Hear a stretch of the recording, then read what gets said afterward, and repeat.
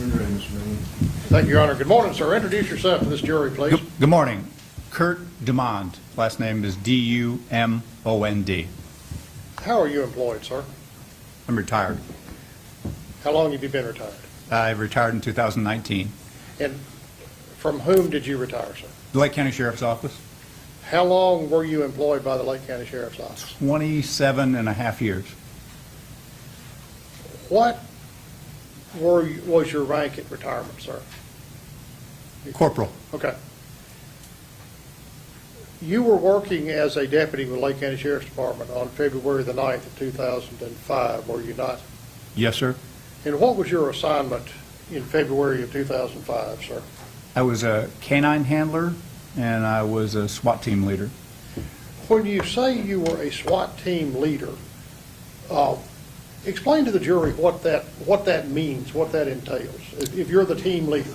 So when a call goes out for SWAT, normally we're paged and everybody responds.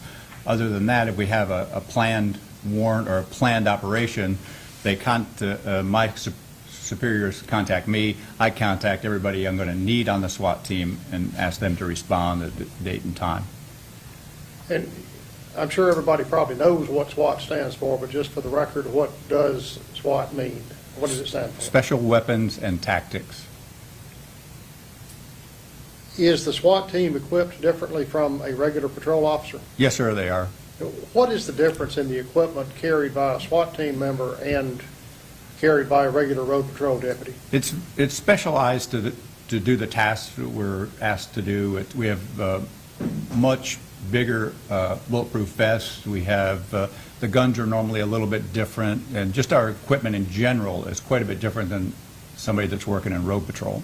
For example, what sort of long guns would a SWAT team carry? We carried a G36. It's a semi-automatic .223. I think at the time we were the only people at the Sheriff's Department that had those guns. And in addition, did you also carry sidearm? Yeah, we did. It's kind of over the years. We've gone through transition from gun to gun to gun. At the time, I think we were carrying a Glock, if I recall right. And were you also wearing the heavy external body armor? Yes, sir, we were. And were you, as the SWAT team leader, dispatched to the area of State Road 42 and Georgia Avenue on February the 9th of 2005? Yes, sir, I was. And was the rest of the SWAT team dispatched at the same time or paged out at the same time? Yes, everybody got the page. When you arrived, what did you do? So when we arrived, we immediately start gearing up and trying to get with the SWAT team commander to see what they're going to task us to do. Okay, and who was the SWAT team commander? There was two, and most of the contact we had that day was with Cecil Garrett. He was a captain and the SWAT team commander. Okay, but you were the team leader. Yes, sir. Okay, and were you the team leader that day? Yes, sir. So that means that, what does that mean?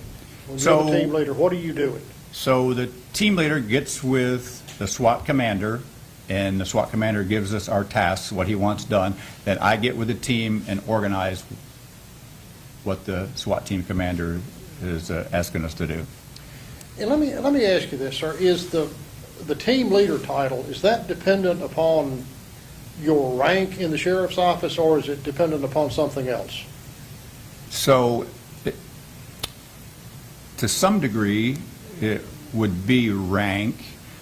At the time that I was a SWAT team leader, I believe, I'm not sure, I never researched it, but I was the first SWAT team leader at the Lake County Sheriff's Office that held no rank. In other words, I would have sergeants. I was a slick sleeve deputy, and I had sergeants and lieutenants work for me in a SWAT capacity, not on the normal calls, but in a SWAT capacity. The sergeants and lieutenants and everyone else worked under my direction. And I believe you use the term slick sleeve deputy. What does that mean, sir? That means I hold no rank. I'm sorry. No rank. Means you don't have any stripes on your sleeve? Correct. That's correct. Okay. Were you ultimately tasked as the team leader, to take your team into the area at 27300 Hilda Avenue and perform some tasks? Yes, sir, I What- was. What were you assigned to do? They sent 2 teams to that area, and one team was going to search. There was a mobile home there. There was a small travel trailer. I think there were some other structures. I'm not 100% certain.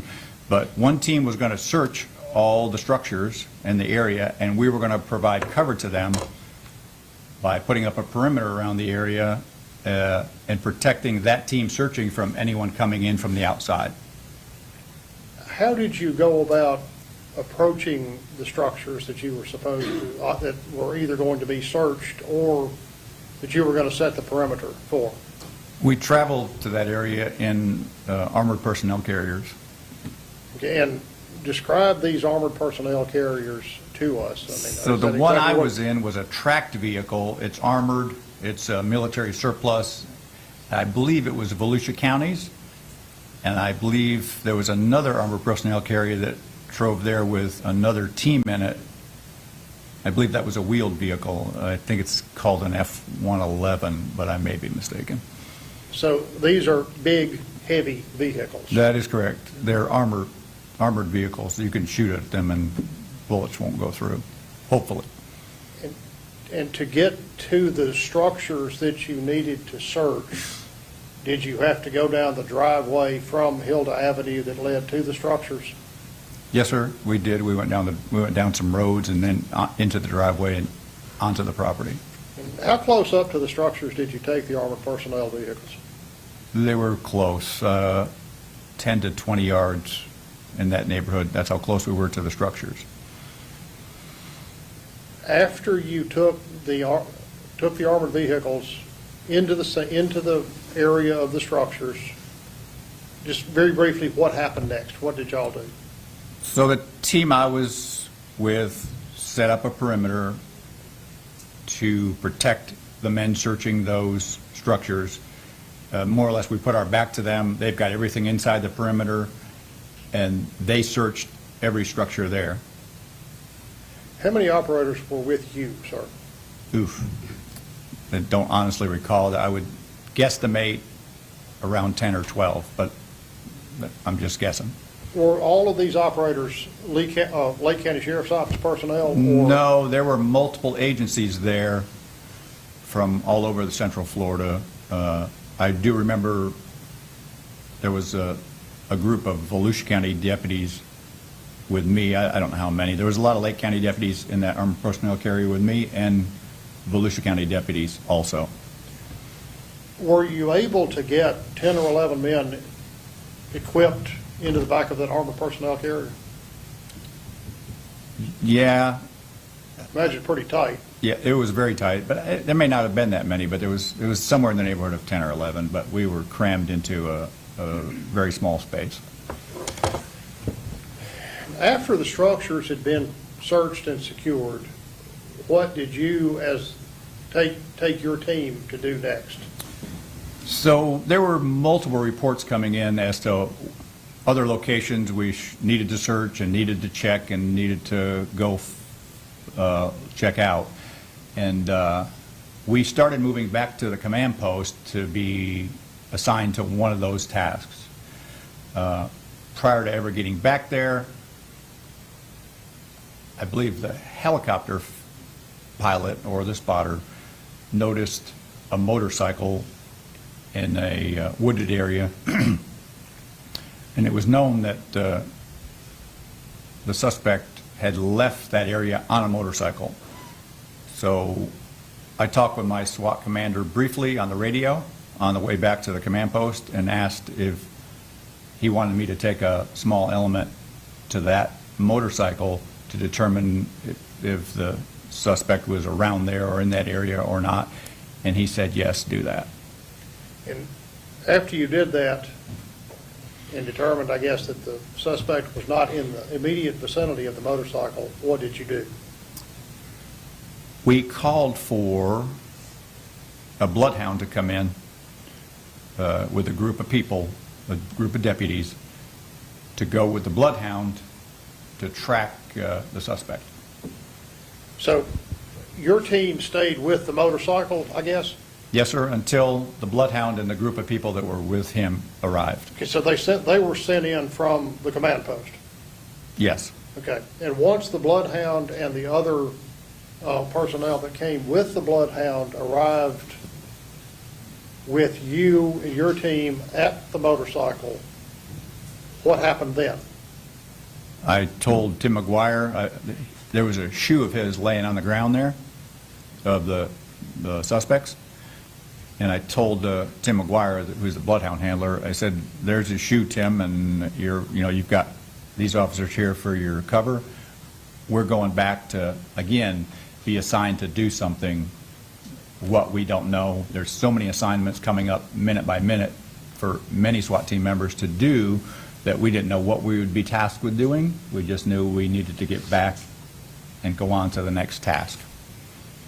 Is that ultimately what happened or not? No. Why not? So the people with the bloodhound, I think basically Tim McGuire, determined that he felt he was on the suspect, tracking the suspect, and would come into contact with him in short order, and that he would feel much better. The people with him were deputies. He would feel much better if he had SWAT team members with him when he did encounter the suspect. Is that what you did? Yes, sir. We got a team of folks together, a team of SWAT team members from many different agencies. I know for sure there was FHP, Lake County, Volusia County, and we went to the bloodhound handler. He stopped the dog from tracking. He made him stop until we got there, and we formed a formation and started following the bloodhound. What sort of formation did you use? So we trained for this for years prior to this call, and so you have a V formation. So the bloodhound's at the point, and from there, the V travels out on both sides of the bloodhound handler, left and right, in a V formation, and I'm in the center just directing people. It's very tough going. The woods is very thick and dense in spots, and you have to keep everybody in a line. If that line breaks up, you're going to lose your cover. So it was kind of my job to keep everybody in line and keep them traveling together in a safe manner, or as safe as we could. And do you recall what agency the officers that were closest, the SWAT operators rather, that were closest to the bloodhound were from? Sure. So the bloodhound handler had, at the time, I think he was a sergeant, Sam Hart, and he was from Lake County Sheriff's Department, and there was a fellow by the name of Eric. His last name escapes me right now, and he was on the bloodhound handlers. They were shoulder to shoulder, three of them. The bloodhound handler, two SWAT operators. Did you concentrate Lake County personnel up at the front of the V? I don't believe I did. Okay. I showed them, I drew them a quick diagram in the sand of how this was going to work, and I strung the SWAT operators out to the left and the right of the bloodhound handler, and we proceeded on. And I don't think I concentrated Lake County at the front, but I don't recall 100%. Did you know Tim McGuire before this? Yes, I'd met Tim. I do a lot with dogs. I trained dogs for the sheriff's office. I purchased or oversaw the purchase of all the dogs for the sheriff's office. And Tim I had met in the past at in the dog world. Are you still involved with training dogs? Yes, sir. I still do a lot of dog training for police agencies and private citizens. Okay, now after you had your V formed up and the bloodhound starts tracking, what happens? What do you do? We tracked for a while. I don't recall exactly how long, but we tracked to the edge of a small pond. Tim, I was in the middle of this V formation in the back of it, and Tim called me up to the front, and he told me that whoever he was tracking went in that lake in front of us, and you could see where someone had walked into that lake or swam into the lake from there's like pencil reeds or grass growing in the water, and it was pushed down. As a canine handler, which I am, we call it a push. All the grass was pushed down. It was obvious someone went in there, no telling who, but it was obvious that dog tracked somebody to the edge of that lake and they went in that pond. And when you found this, where someone had obviously entered this body of water, what did you do? Well, while we were at the edge of the shore, the helicopter actually came on the radio, and they realized what we'd done, and we were communicating what we were doing to our command post, and the helicopter could hear it. They said about 50 yards north of you, there's a spot where somebody came out of that water. And it was determined by me that the safest way to clear that shoreline was from a boat. When you stepped into the water, you were about 3 or 4 feet below the land, and I didn't want to walk on that shoreline in the water or anywhere near it where I was at a disadvantage, more or less giving up high ground and going below land into the water. So I requested from my SWAT commander, I requested a boat come to search that shoreline with a boat. Did a boat ultimately come? Yes, it did. Did it take a while for it to get there? Yes, I believe it was close to an hour before the boat got there. And while you were waiting on the airboat to arrive, what did you and the rest of your team do? So the team moved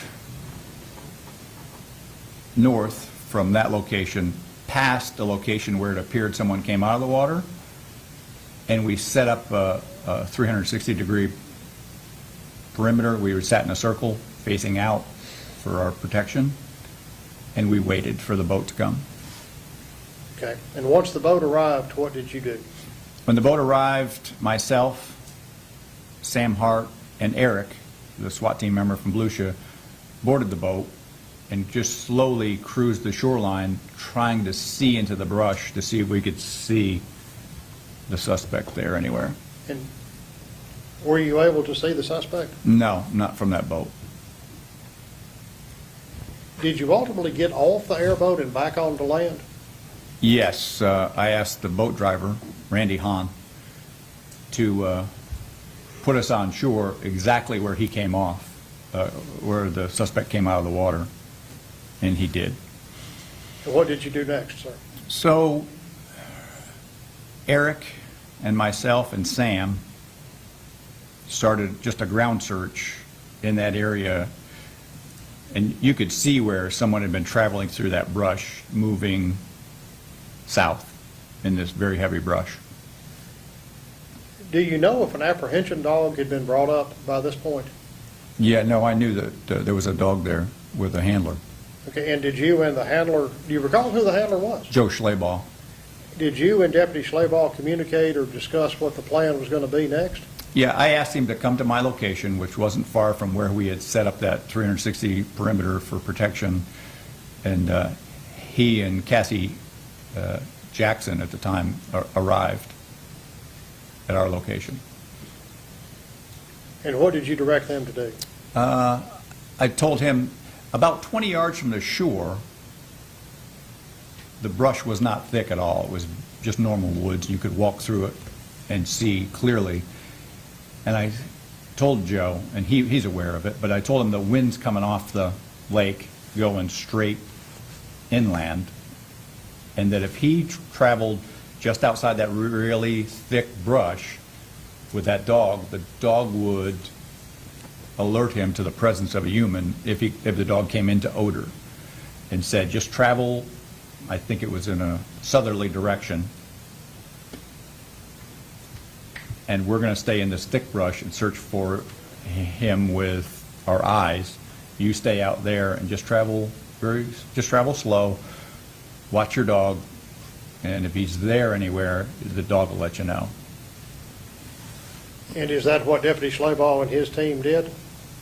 That's what they did, yes. What happened next? It seemed like it was just a very short time. Maybe it wasn't even 30 seconds, if I remember correctly. I could hear Deputy Schleybaugh and Cassie, both screaming, "Show me your hands." What happened next? I don't know, after a few seconds of screaming, "Show me your hands, show me your hands, show me your hands," I heard gunfire. And when you heard gunfire, what did you do? I was behind Eric, and we were pushing through this brush.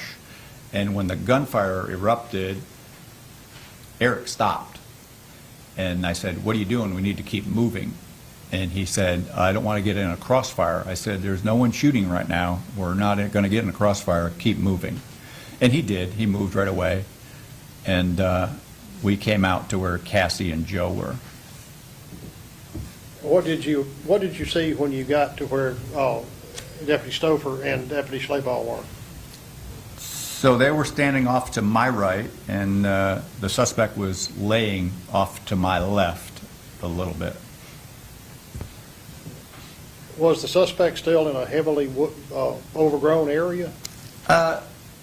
It wasn't terrible like what we were in, but there was forest there and vegetation and trees and small piece of brush, but it wasn't like where we were, where we couldn't see very far. But it was a wooded area. Did you move him away from where he was originally laying? I told Deputy DeSantis, I believe, and Eric to handcuff him. I got handcuffs from one of the deputies. I think it might have been Cassie, but I'm not sure, and gave him to Jeff DeSantis and said, "Go ahead and handcuff him." So Jeff DeSantis went to handcuff him, and I said, "Stop, wait a minute." I said, "Move him away from that area. I'm concerned he may be laying on a gun and he could flip over and grab it." So Eric and Jeff drug him just a few feet, 3-4 feet, and then handcuffed him. Did you actually ultimately observe a gun at the scene? Yeah, I did. Had the defendant been lying on it or close to it? It was, from where we drug him, it would be right at his feet, or in the neighborhood of his feet. So not very far. Very close to him, yeah. Was the defendant injured? Yeah. And these were gunshot wounds. Yes. Did you render any medical treatment? Yeah, Eric had a medical pack on his SWAT vest, and we took that and opened it up and started putting bandages on. He had a gunshot wound to his arm, which was clearly visible, and we just put direct pressure on that with a bandage from a SWAT medic pack. Did the Lake County Sheriff's Department SWAT team also have a designated medic assigned? Yes, they did. And was he ultimately called up to the scene? He was. I called for a SWAT medic to come in. Before we started putting bandages on, I called for a SWAT medic to come. And so I guess you did what y'all could on the scene until the medic got there. Yes, sir. No further questions. Thank you, sir. Thank you. Cross-examination on these issues? Good morning. Morning.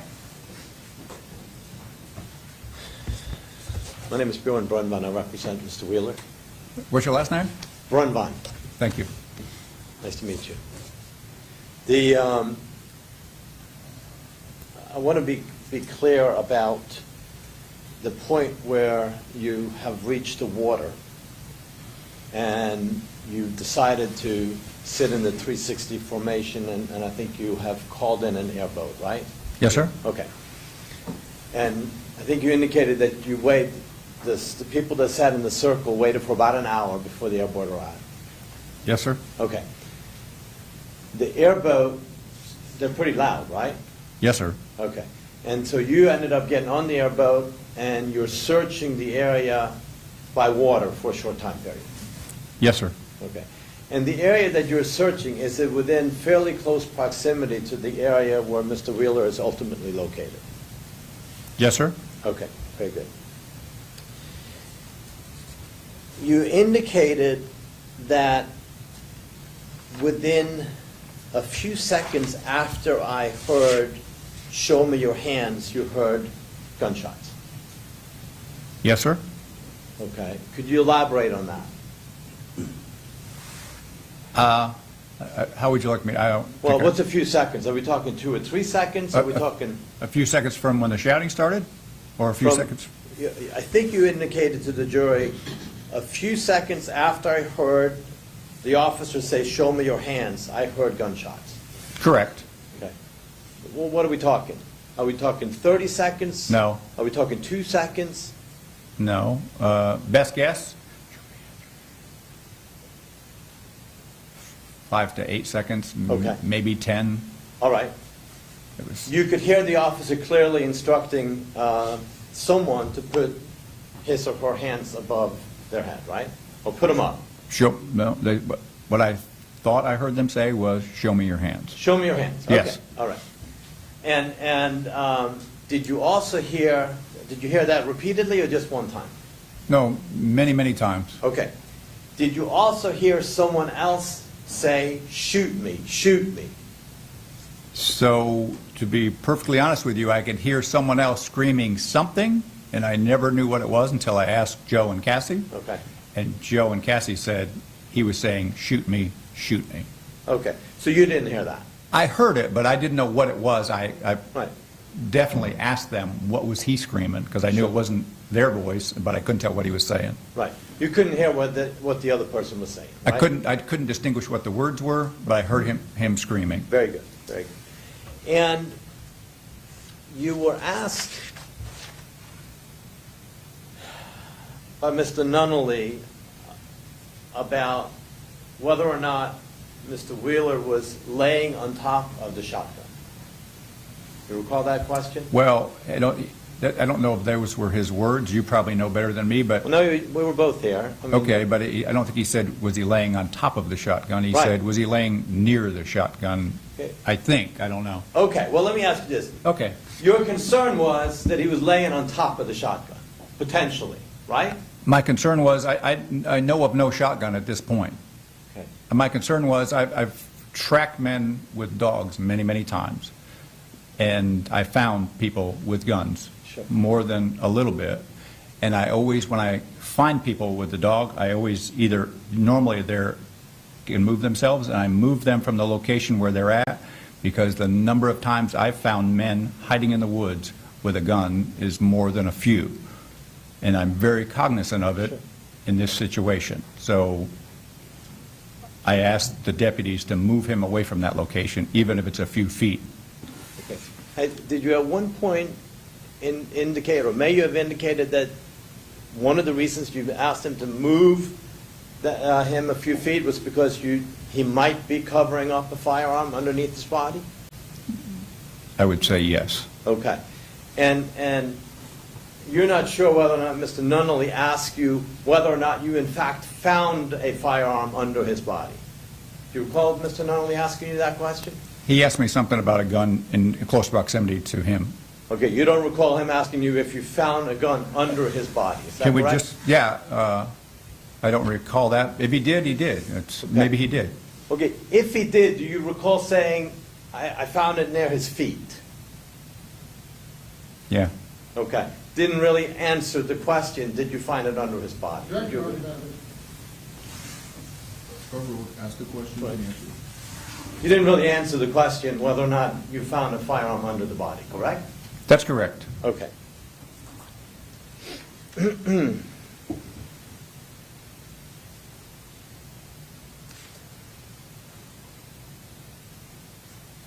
When you instructed DeSantis to handcuff the person who later on you learned was Mr. Wheeler, right? Yes, sir. Okay. At that point in time, you knew that he had been shot, I assume? Yes, sir. Okay. Did you realize to what degree he had been shot? No. Okay. Because the initial thing you see is an injury that appeared to you to maybe require a Band-Aid, right? Yes, sir. Okay. And presumably at that time, you did not know that one or more of the bullets that were fired at Mr. Wheeler and that struck Mr. Wheeler actually rendered him a paraplegic. You did not know that at that time, right? That's correct. Okay. If I could have a moment. May I That's all I have. Thank you. redirect on those issues? No further questions, Your Honor. This witness may be excused and released from this subpoena. Defense? Yes, Your Honor. Have a good day, sir. Thank you for your time. Thank you. State's next witness. Tim Crow, Your Honor. I apologize. Tim Crow.